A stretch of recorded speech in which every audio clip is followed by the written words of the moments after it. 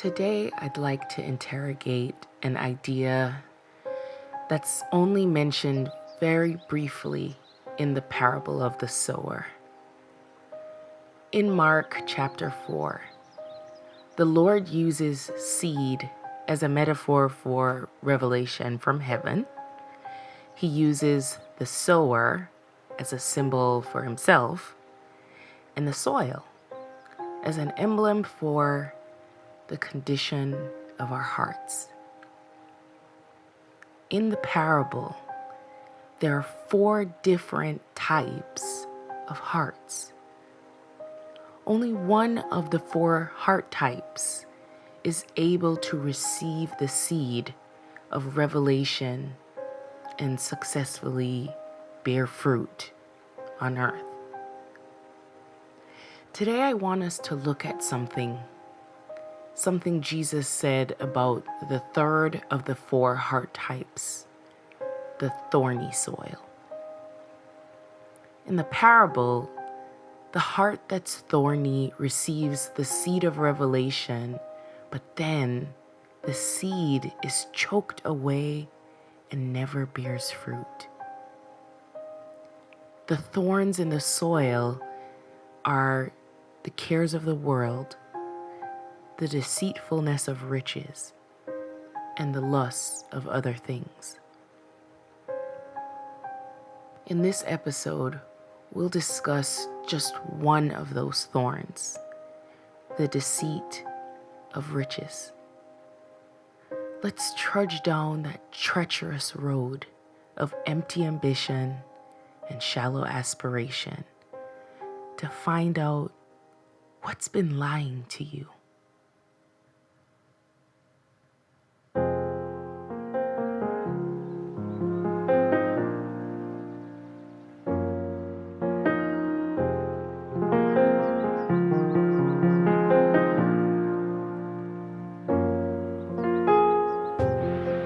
My name is Shauna Knox, and this is Further, where we explore the real Christ and the real you.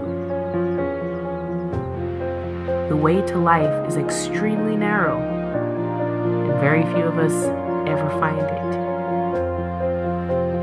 But let's keep looking. We'll do it together.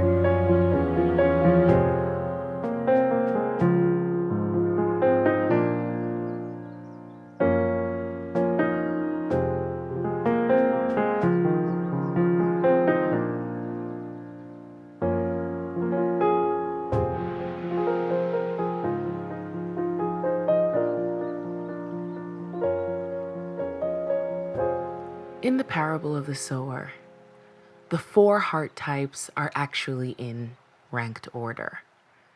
The 4th is the heart of good soil that is conditioned to receive heavenly seed and bear fruit. So the thorny heart is actually pretty close to that goal. It comes immediately before the heart of good soil. The only thing wrong with the thorny heart is its thorns.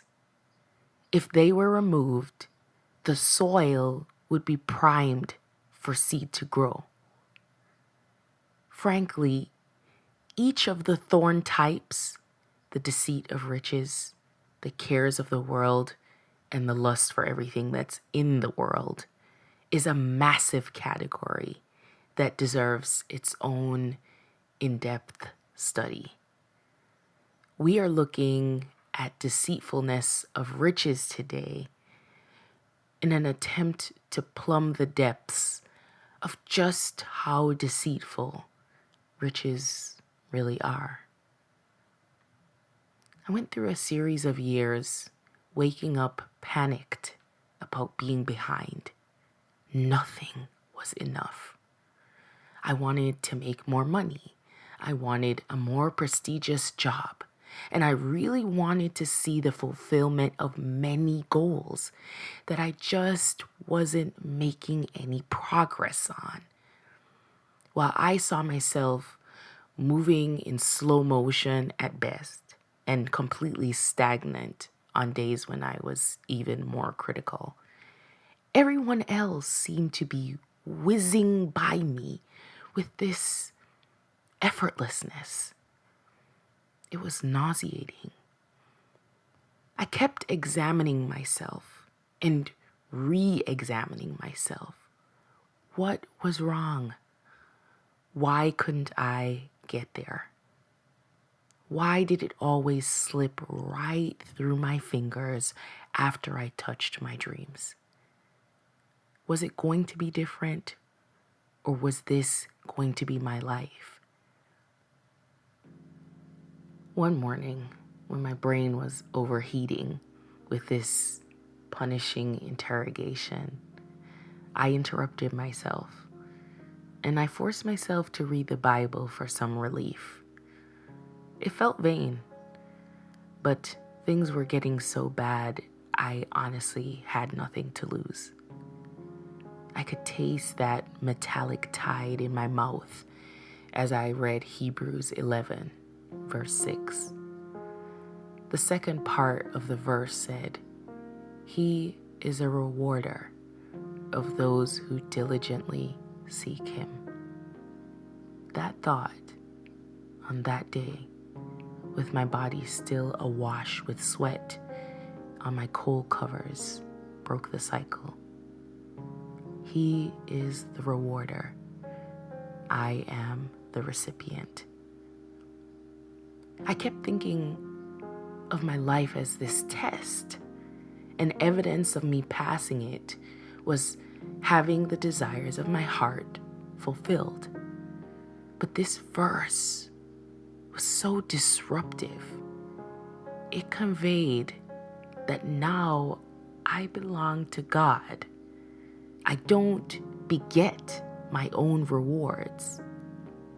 So if I fail to get the thing I'm going for, my rewarder hasn't yet seen fit to give it to me.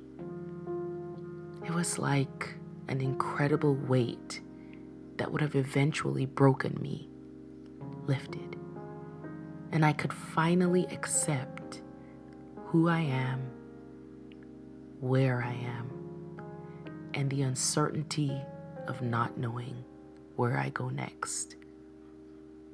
The weight of being your own rewarder is crushing. It's deceitful. It destroys you, and frankly, everything else. In 2014, I read a blog by the senior pastor of Menlo Church, John Ortberg, and his description of the consequence of living weighted down from being your own rewarder is so precise that it terrifies me. I'll share an excerpt. Ortberg writes, "I am disappointed with myself. I'm disappointed not so much with particular things I have done as with aspects of who I've become. I have a nagging sense that all is not as it should be. Some of this disappointment is trivial. I wouldn't have minded getting a more muscular physique. I can't do basic home repairs. So far, I haven't shown much financial wizardry. Some of this disappointment is neurotic. Sometimes I am too concerned about what others think of me, even people I don't know. Some of this disappointment, I know, is worse than trivial. It is simply the sour fruit of self-absorption. I attend a high school reunion and I can't choke back the desire to stand out by looking more attractive or having achieved more impressive accomplishments than my classmates. I speak to someone with whom I want to be charming, and my words come out awkward and pedestrian. I am disappointed in my ordinariness. But some of this disappointment in myself runs deeper. When I look in on my children as they sleep at night, I think of the kind of father I want to be. I want to create moments of magic. I want them to remember laughing until the tears flow. I want to read to them and make books come alive so they love to read. I want to have slow, sweet talks with them as they're getting ready to close their eyes. I want to sing them awake in the morning. I want to chase fireflies with them, teach them to play tennis, have food fights, and hold them and pray for them in a way that makes them feel cherished. I look in on them as they sleep at night, and I remember how the day really went.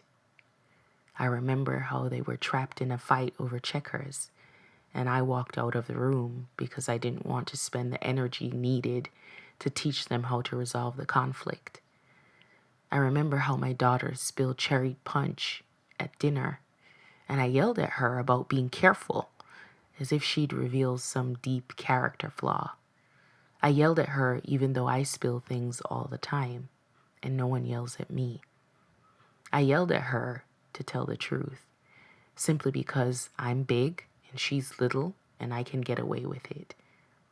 And then I saw that look of hurt and confusion in her eyes. And I knew there was a tiny wound on her heart that I had put there. And I wished I could have taken those 60 seconds back. I remember how at night I didn't have slow, sweet talks, but merely rushed the children to bed so I could have some more time to myself. I'm disappointed.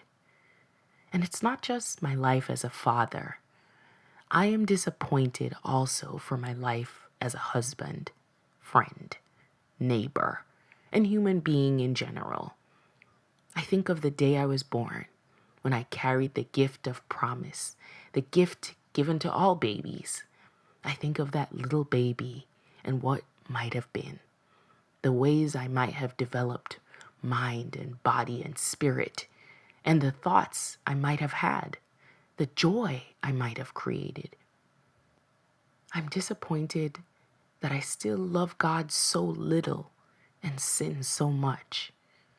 I always had the idea as a child that adults were pretty much the people they wanted to be. Yet the truth is, I am embarrassingly sinful. I am capable of dismaying amounts of jealousy if someone succeeds more visibly than I do. I am disappointed at my capacity to be small and petty. I can't pray for very long without my mind drifting into a fantasy of angry revenge over some past slight I thought I had long since forgiven, or some grandiose fantasy of achievement. I can convince people I'm busy and productive, and yet waste large amounts of time watching television. These are just some of my disappointments. I have other ones, darker ones, that I'm not ready to commit to paper. The truth is, even to write these words is a little misleading because it makes me sound more sensitive to my fallenness than I really am. Sometimes, although I am aware of how far I fall short, it doesn't even bother me very much. And I am disappointed at my lack of disappointment. I am in a state of disappointment. I am missing the life that I was appointed to live by God, missing my calling. And I have disappointed God. I have removed him from the central role he longs to play in my life. I have refused to let God be God and have appointed myself in his place. A state of disappointment, as Ortberg puts it. That's what the deceitfulness of riches leads us to. A place where we try to be our own rewarder instead of letting God be God. And because we're trying to play God, we miss the life we should live, being us. The deceitfulness of riches convinces us to be absent from our lives, disappointed in ourselves, and consumed by an obsession to have more than we do and be more than we are. It lulls us into a sort of apathy that slowly puts out our light. We'll always be disappointed when we try to be God. The deceit of riches is bigger than just believing if we just had this or more of that, we'd be fulfilled. Though we do believe that, it's the thought that we really haven't even started living until all those things are added. That's the lie of the riches. The lie is that things change when you have more of the things that you want. They don't. You're still you. In 2016, Time magazine wrote an article about this very phenomenon, the curse of the lottery. In the article, they describe countless stories of people who only had their issues amplified by riches. So if your life is empty, with money, it gets emptier. If you're disappointed now, with the thing you're waiting for, you'll be even more disappointed. If you're anxious, with only a few goals met, you'll be a wreck with more balls in the air. Riches, the things we want, pine after, desire, they don't fulfill us. They amplify us. So if you're miserable, the things you've been desiring will only make your life more wretched. I know that we've all considered this theoretically before, but in a practical, day-to-day sense, it's hard to keep this particular truth in view.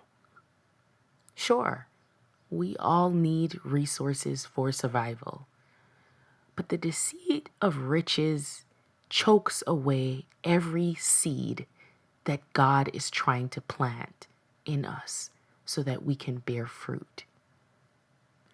Many of us are absent from our lives because we're disappointed and we'd rather chase another one that would only depress us more.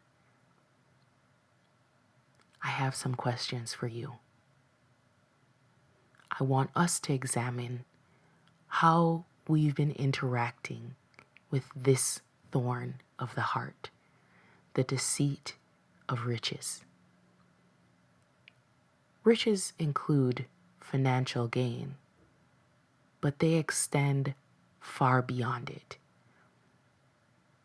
Let's consider,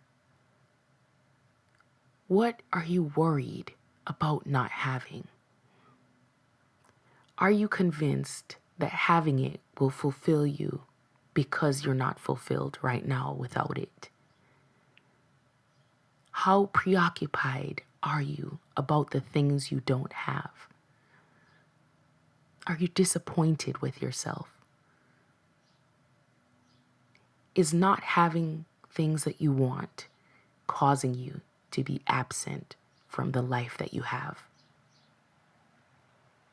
Do you believe the Lord is your rewarder? And do you trust Him to reward you? Do you even trust Him at all?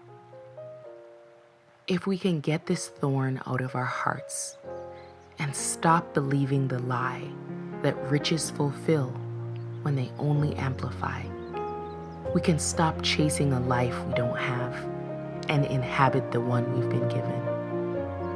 Let's find out what's been lying to us, and let's stop believing it. Let's trust the rewarder. Until next time, grace and peace.